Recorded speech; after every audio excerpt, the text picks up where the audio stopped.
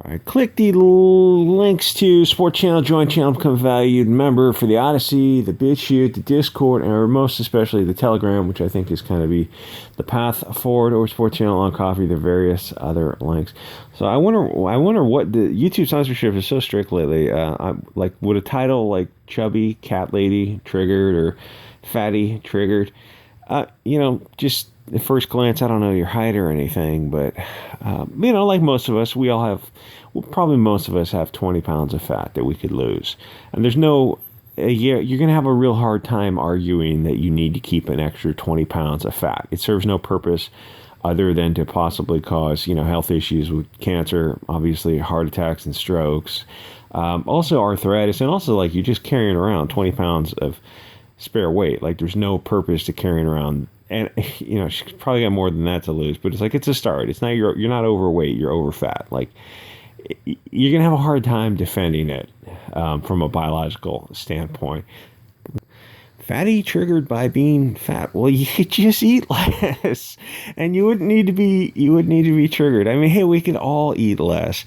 So she's some actor who demands that Hollywood writers remove the jokes about weight out of your scripts. Here's the thing: everyone is going to demand something. You're ended up. I mean, we're in the situation right now. We're kind of coming to the end of it, where it's probably going to turn. The pendulum is starting to swing back the other way, and it's going to be a real kerfluffle. You can't. Okay, so no fat jokes. Okay, so no thin jokes. So no body reference whatsoever. Okay, what else?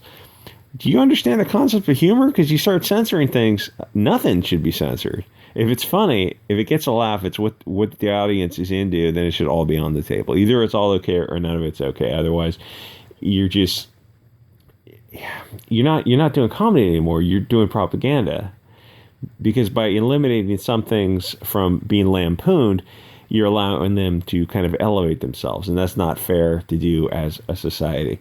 So why are they doing this? Because, they're horrible, horrible people, and they want to control you. How you think, what your wants and desires are, what you dream, and how you feel about things. They want to change all of it. They don't want to change themselves. They want to change how you perceive and feel about them. A lot of this goes into pronouns, which I've made no shortage of videos about that kind of concept. Yeah, it's 1984 levels of mind control. I don't, I'm not sure if they read those books, Brave New World, Fahrenheit 451, 1984, maybe even Lord of the Flies.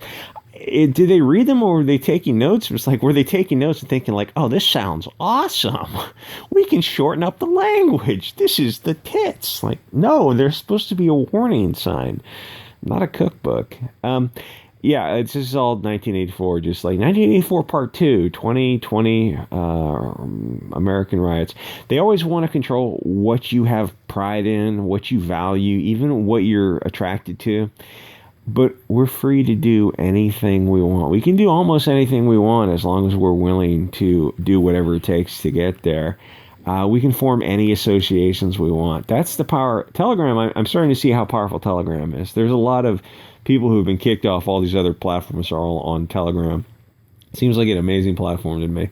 And most importantly, to keep these people out, these soy boys, these cat ladies, because SJWs are cancer. And we don't need their permission to be whatever we want to be, to have preferences. We define ourselves. We don't need to see ourselves through their worldview. So what she says is, writers and showrunners, take the jokes about weight out of your scripts. I promise they aren't funny. And even if they were, I'll get. Well, if they are, then they should stay right where they are. They won't hold up well. And even if they did, okay, just get effed. Just go F yourself. Even if they're funny, and even if they hold up well, I'm one 200-pound chick who's triggered because I can't stop eating donuts. Stop eating. Listen, the first step is fast for a day, because what it does is it tells you that the feeling of hunger is not going to kill you. So you fast for a day and then you go on a lower calorie diet after that. And it's like, oh, you get over the psychological hurdle of, it's like spending a day being hungry. It's not the end of the world, even 2 days. So they're funny and they hold up well. They're unkind. Well, you know what? Maybe fat shaming works. Either to your characters and actors or someone in the audience, a crew, it's not worth it. You know what? People trying to avoid making people feel uncomfortable about things they should feel uncomfortable about. And it's on the side of the person, the listener, not the person who's saying these things. If you're being uncomfortable by this, you can just not watch the show. If the fat jokes trigger you, you could change your behavior, or you could not. You could change your behavior one way or the other by no longer being. You could just eat less. It's just kind of that simple. Or you could not watch something else. But you're trying to make these rules that control everybody. So in a later tweet, she says, jokes about body weight don't just have to be jokes about a character's body. They can also include mention of, it's only the fat chicks that are saying this. Come on. Like if she was 105 pounds, she worked hard, she exercised. And the thing is, it's not even exercise. Mostly it's just literally calorie restriction. It's a simple chemical formula of calories in, calories out. All you gotta do is eat less. They can also include making mention of the numbers on a scale, what someone eats, what size of their clothing is, exercise, move. Listen, it's not healthy to be as fat as you are. You're fat. You're big. There's nice ways to say it, and there's not nice ways to say it, but there's no point in being nice. I mean, just be factual. Just be as short and blunt to the point as possible so you can deal with it. It's like, oh, hey, you're 40 pounds over fat. You should dial down that. Like, to be this height and weight of this percentage body fat, you're probably consuming, do the math, 2,400 calories. Let's write down what you eat for a week. Literally everything that goes in your mouth. Write it down for a week, and we'll at the end of it, we'll look at it and we'll calculate it up. And it goes, oh, you're consuming 2,300 calories per day, which explains your height and body fat percentage. You need to dial this down. You need to be in a calorie deficit every day. It's just that simple. But instead of changing your own behavior, which, hey, would one, it would be healthy. Two, it would save you a little bit of money because you're just not eating junk food anymore. You're cutting all that stuff out. And the thing is, like, the weird thing about eating less, dieting, is if you're not active, you'll be shocked to see how little you need to eat to maintain a health, to be in a calorie deficit. Like, say the activity level is you walk your dog for like 90 minutes at 2 hours a night. And that doesn't burn as many calories as you think. Otherwise than that, like you're not physically active, sedentary, office type of thing, work on your computer, that your body is very efficient. Like, you can literally get by with 2 small meals a day to be in a slight calorie deficit. It's a little bit shocking to see how little people actually need to eat. Anyway, who are you to tell us what we want to do? And when you're ready, begin to wrap your mind around removing body descriptions from your scripts, including character descriptions and the names. Okay, this is the stuff that triggered me, because she was saying you shouldn't use adjectives. Don't say Linda, the main character's cousin, thin and witty. But what if we want to say that? What if I want a thin, witty character? Because in my mind, in your mind, it shouldn't be this way. But it is this way. This is how I want to think and feel. Who are you to tell me, well, she's free to express herself too. But the thing is, we also, have to be free to call her, a fat cat lady. And this is like, in a real, I feel like in Russia, people would be more honest about saying, you're just a fatty who's trying to make the whole world fat so you feel better about yourself. Please don't say fat lady in theater when you mean annoying lady in theater. Are the two synonymous? No, but what you put out in the world is kind of what you get back. And if you're carrying an extra 20 pounds of fat on you, as I am, and a lot of people in comic skate are, at least, we'll say at least, it's conservatively, like everyone could stand to lose, almost everyone could stand to lose 10 pounds of fat. You're going to, you're carrying that around with you. It's a little bit of a physical burden, maybe a psychological burden too. How you see the world, how you perceive the world, it all kind of goes through your body. Because when you're this big, and now the thing is funny is in America, you look at this and like, this isn't, America and Mexico are very, very obese nations. You look at this and it goes, she's probably, I don't know, 180 pounds, I have no idea her height. Say 180 pounds. For America, this isn't actually that obese, though technically it is obese.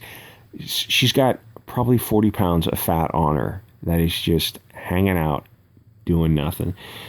But, kind of sends a message out into the world. People who, all you have to do is simply eat less.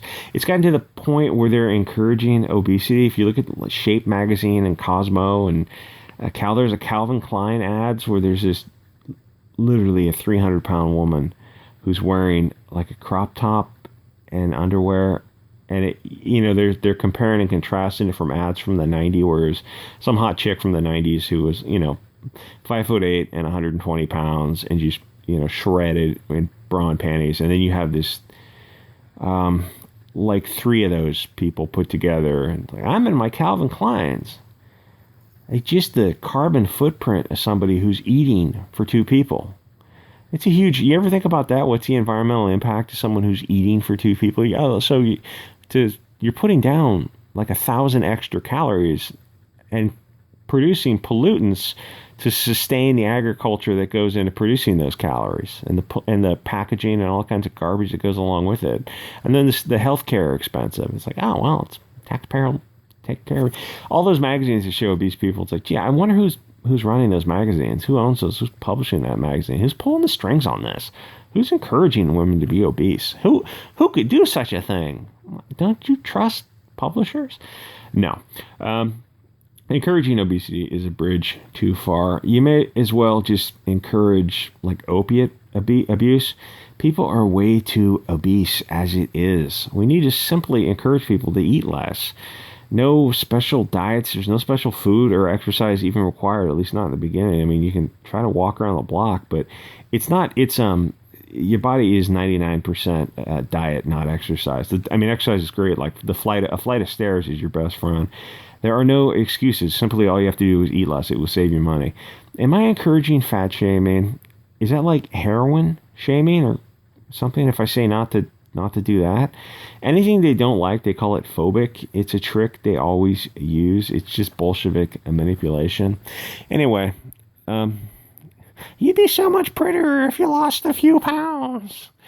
Yeah, it's not some blonde-haired, blue-eyed cliche straw man saying that to you. It's usually your grandma who's telling you that with a little bit of kindly advice. But you don't want to be like, the worst is to be young and fat. You should be active and healthy. And it seems like every generation it just gets fatter and fatter. You see kids leaving the high school. I had to drop off furniture and stuff and drive by the high school. It's like I saw kids walking home from high school. I'm like, oh my God, this is.